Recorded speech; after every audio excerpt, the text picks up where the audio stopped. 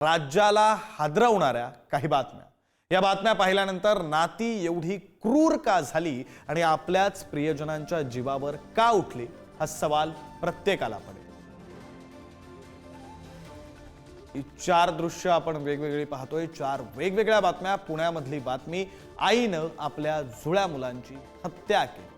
वाशिममध्ये पत्नीची हत्या करण्यात आली आणि पतीनं स्वतः आत्महत्या केली।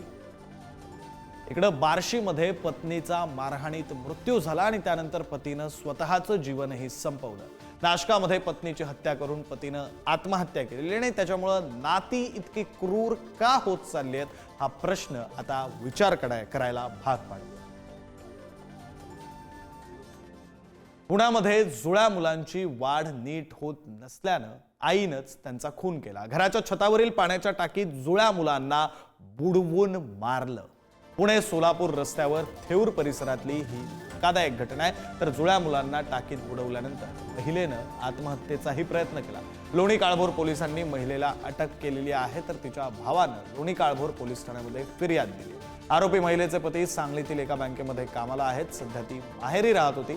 तिचा विवाह 10 वर्षांपूर्वी झाला होता। विवाहानंतर 10 वर्ष अपत्य प्राप्ती न झाल्याने या दाम्पत्यानं कृत्रिम गर्भधारणेचा निर्णय घेतला।